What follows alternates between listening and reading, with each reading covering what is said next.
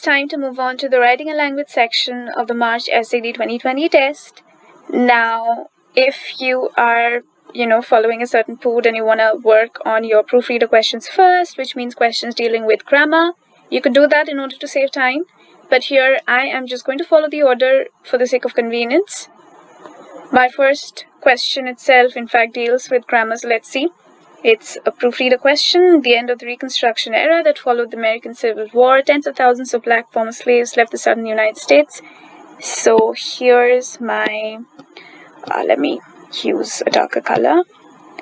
Tens of thousands of black former slaves, that will be a noun, left, my verb, the southern United States. So in order to do something, right? Finding social and economic opportunity in the western states and territories. So in order to do something, sort of matches in search for with look for to the discovery of can be eliminated. So B should be my answer here. So be very careful when you spot your ing words. They could be participles or gerunds at a place where they're not even needed, like here. Moving on. My next question was also a proofreader question.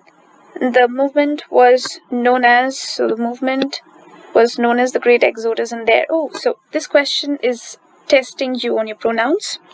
There is a pronoun. I have to immediately look for the antecedent, which means the referent, the noun to the pronoun, which is the movement in this case. So I know that the movement is singular, and our rule states that singular subjects or singular nouns are going to agree with singular pronouns. So I could eliminate A. Now his or her definitely doesn't match the movement, which is inanimate. Neither does one. So my answer would be C here. And with that, we can move on. 3 definitely looks like an editor question. Which choice provides the most appropriate context for the discussion that follows in the passage? In order to answer these questions, you would have to read the first bit if you haven't already, and you also have to read the second part of the passage, anything that follows, in order to understand which transition would best sort of sandwich between the two ideas. Once we have done that, so this part was talking about the exodusters and stronghold movement to abolish slavery, settlement. So my next paragraph talks about the settlement. What does answer choice A deal with? During this time, travel from one part of the country to another took days or even weeks, and the dangers wild animals pose were not to be underestimated. I have clearly nothing about wild animals in my next paragraph, so A goes. Settlers from Kentucky, Tennessee. Kentucky, I can spot. Tennessee, no. Missouri, no. Part of, so B goes. Great Exodus is parallels to large-scale migrations that occurred in the United States around the 20th century. Well, I have no parallel drawn either. Let's hope that D is my answer, otherwise I'll have to move back and repeat my process of elimination again, because just because I'm left with D does not make it my answer. Please understand that. On the SAT, drawn by the promise of farming on their own land rather than sharecropping for a landlord, exodusters founded dozens of communities in the West in the 1870s and 1880s. Well, my next paragraph does talk about community building. D looks like a good fit, and I can move on to 4. At this point, writer is considering adding the following sentence. So, in order to answer these questions, again, I have to read before and after to understand whether this information even fits in. So, we were talking about Nicodemus being a settlement in Kansas where people were making a long journey. And then we were talking about real estate agents. So we're talking about Nicodemus itself. So if this is about Nicodemus, it could fit in. If not, between 1870 and 1879, approximately 10,000 exodusters entered Kansas. Well, it doesn't exactly talk about Nicodemus, so it actually takes away. That's why we're going to go for a no. So the minute you do that, you go for a no. Rather the second, you can immediately eliminate A and B, which are always yeses, whereas C and D are your no's. And then you can determine which would be the better explanation. out of C and D. No, because it contradicts information in the previous paragraph. Well, between approximately. There is nothing about contradictory information exactly. Digresses from the discussion of the settlement. Oh yes, it does digress by the mention of Kansas. So D would be a good fit here, and we move on. I shouldn't say good fit, I should actually say the best fit. That's what we're looking for. So which choice most effectively sets up the information that follows in the paragraph? Another transition question, so be careful. You've got to read this paragraph.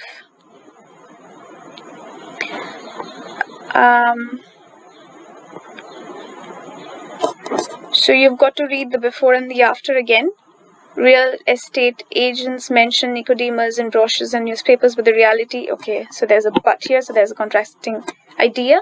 But the reality that Exodus confronted on arrival was less appealing. So what was this reality? For one, early settler of Nicodemus, Williana Hickman, the flat, empty landscape contrasted starkly with the forested hills where she grew up.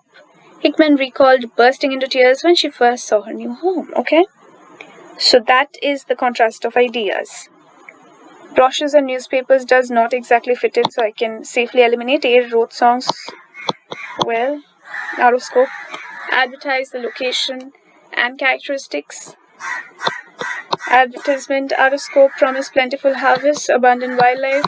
Completely fits the scope because they were disappointed on not being able to find the same. Lots of D's is my answer choices. So if you have to guess on any question using your letter of the day, on this test you could go for D. Moving on to 6, which is another proofreader question. Actually, no, it's an editor question. It's asking you for the best word that goes here. You have to look for a word that is precise within this context. Some exodusters return to the familiar dash of their home states. So basically land of their home states.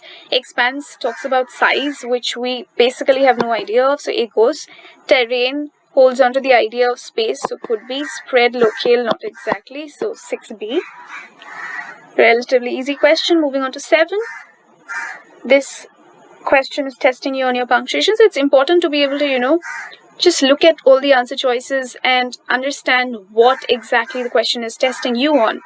So you can immediately think of the rules and solve the question. So while you're solving your punctuation questions, please remember to reread the sentence so you get the flow. Return to the familiar expanse of their home states.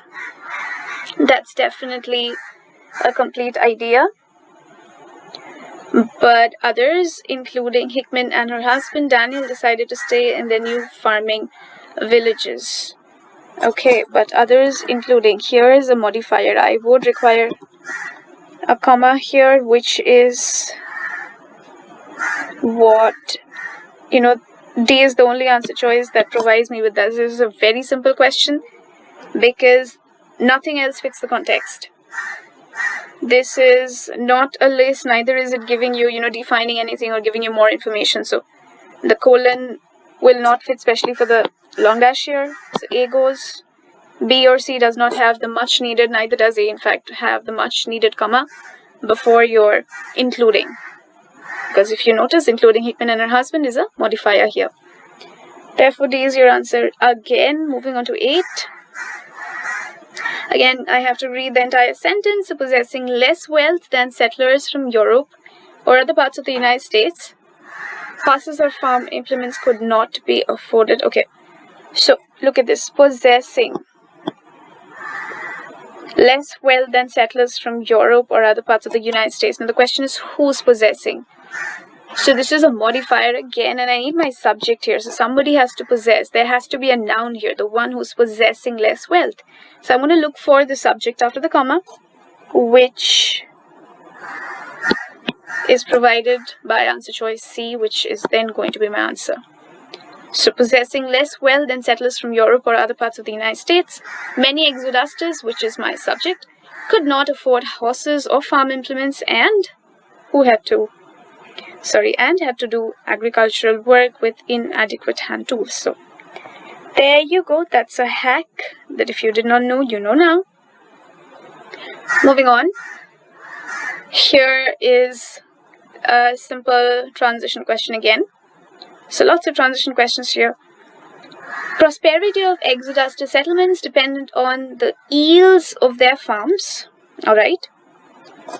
So now I'm going to read the second bit without the transition that's been provided and understand the relationship between these two sentences, like I have been understanding or trying to gauge the relationship between two paragraphs or between the first part of a paragraph and the last part to understand the relationship, to be able to then go for a transition that sort of fits. So, harvests in Nicodemus grew, which allowed residents to purchase lumber for their houses and attracted. Okay, so I'm talking about how the prosperity has been leading to yield.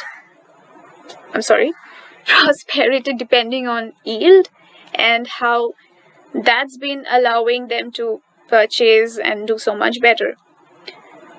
Then when you come to think of it, eventually is actually a good fit. Still, rather, next. Absolutely not. So, because still, rather, next would actually still and rather would give you an sort of despite feel, in spite of, which is not what they're talking about here. And next, it's not like these are a chain of events. Therefore, D doesn't fit either. Moving on to 10. Lumber for the houses attracted banks, grocery stores, and other businesses. Well, it looks like a list has been sketched out here. So your parallelism is being tested. And A does look good. Let's look at the other answer choices. Banks, grocery stores does not make sense. There shouldn't be a comma there. Banks, well, this semicolon here definitely doesn't make sense because it's a list, so you need all commas. Again, in a list you could also have semicolons, but then all of the items should be followed by a semicolon then, and they often do that because they're using commas in other places.